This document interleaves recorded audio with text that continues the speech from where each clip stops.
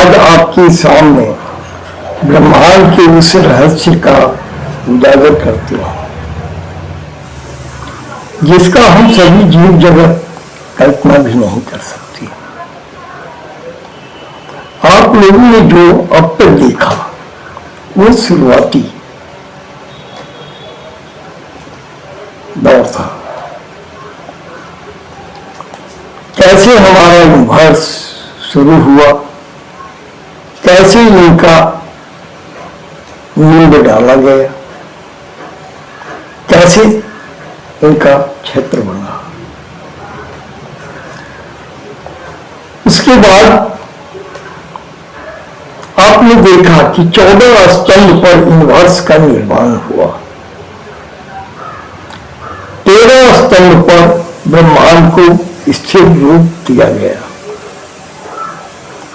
13 स्तंभ पर ब्रह्मांड को स्थिर रूप दिया गया और 14वां स्तंभ इस 13 स्तंभ को सक्रिय रूप में सुरक्षित रखा। ये ब्रह्मांड के 14 भुवन कहलाए हैं। ये 14 भुवन 14 स्तंभ के अंदर है। पिछली वीडियो में आपने देखा कि 13 स्तंभ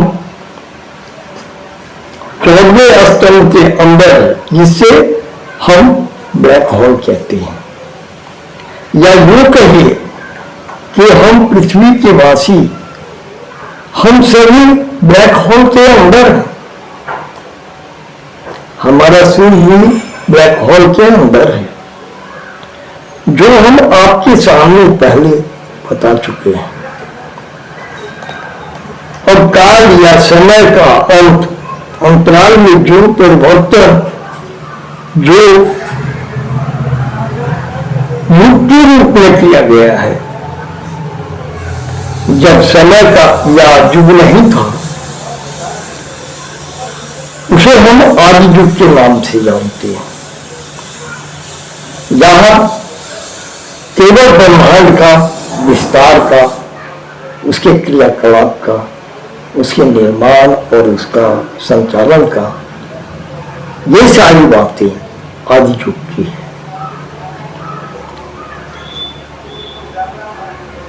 जिसका भी विस्तार के बाद, यूनिवर्स के विस्तार के बाद, जब समय का प्रकरण शुरू हुआ तो इन्हें 4 भागों में बांटा गया है। अब ये 4 भाग हमारे सतयुग, त्रेता, द्वापर और कलयुग के नाम से दिए गए हैं।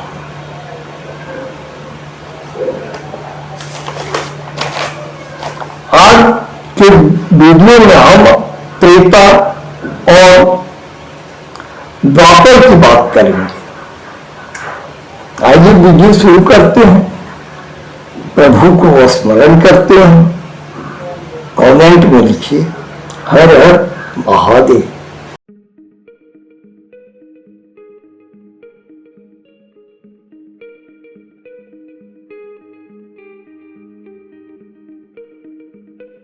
ओम नमः शिवाय, ओम नमः शिवाय, ओम नमः शिवाय, ओम नमः शिवाय, ओम नमः शिवाय, ओम नमः शिवाय, ओम नमः शिवाय, ओम नमः शिवाय, ओम नमः शिवाय, ओम नमः शिवाय, ओम नमः शिवाय। हमारे ब्रह्मांड में अनेक प्रकार की पिंड हैं और सभी पिंडों का अलग अलग रूप, अलग अलग रंग और अलग अलग उनके आकार प्रकार बने हुए हैं। हम किसी भी सौरमंडल का या आकाश गंगा का या किसी का भी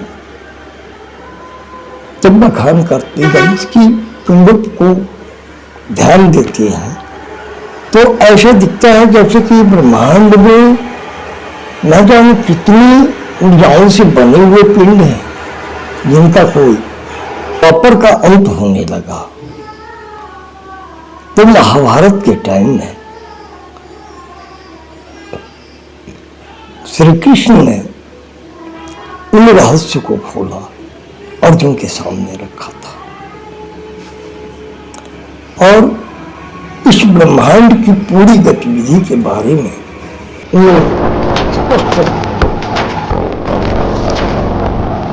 हम आप इस ब्रह्मांड इतना गहरा और जीवा है, इसको समझ नहीं है। अभी मेरी सामने की वाले तरफ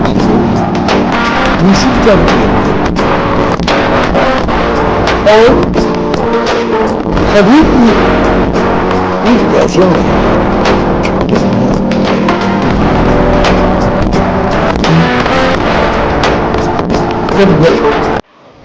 राम तो भगवान थे, फिर उन्होंने कभी अपने आप को भगवान साबित नहीं किया, कभी किसी से ये नहीं कहा कि मैं भगवान हूं और सब कुछ जानता। अब आइए द्वापर की बात जानते हैं।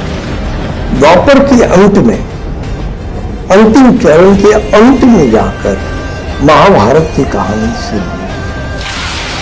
जब महाभारत में हमारे कृष्ण जो भगवान माने गए, सुनिए वो क्या कहते हैं।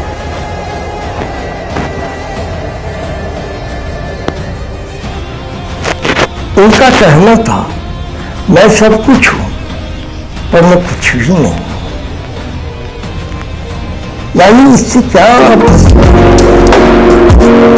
इसका यही था कि हम इंसान खुद को मानते हैं कि हम ये हैं, हम वो हैं, हम ऐसे हैं, हम वैसे हैं। ऐसा कुछ नहीं, आप भी ये काम है और आप यहाँ पे आए हो पृथ्वी आप एक कर्ण से और इस बीच में आप अपना अपना रोल, चाहे रोल पॉजिटिव अदा करें चाहे नेगेटिव अदा करें, लेकिन आपको रोल अदा करना है और ये करनी।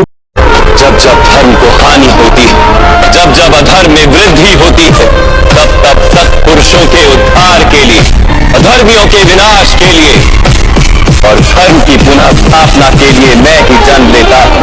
प्रत्येक युग में होता आया है और आगे भी ऐसा ही होगा।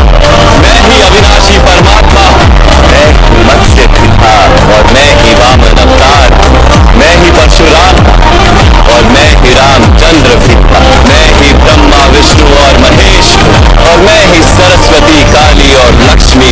मैं ना पुरुष ना स्त्री और ना ही नपुंसक, मैं ज्ञान दृष्टि चैतन्य और परब्रह्म, मैं सब कुछ हूँ और मैं कुछ भी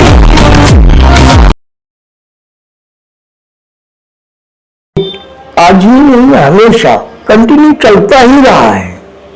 आज हम रोल अदा करते हैं, कल को हमारे नीचे वाले हमारे सामने आएंगे, उनका जमाना होगा, वो अपना रोल अदा करेंगे, फिर उनसे नीचे उनका, जैसे हमसे ऊपर वालों ने किया उनसे ऊपर वालों ने किया। ये हमेशा चलते ही आता है। ये स्टेज शाम को शुरू हुआ, सुबह को खत्म, जन्म को शुरू हुआ, मृत्यु पे खत्म, और फिर ये जन्म लेते ही नया प्रकरण शुरू हो जाता है।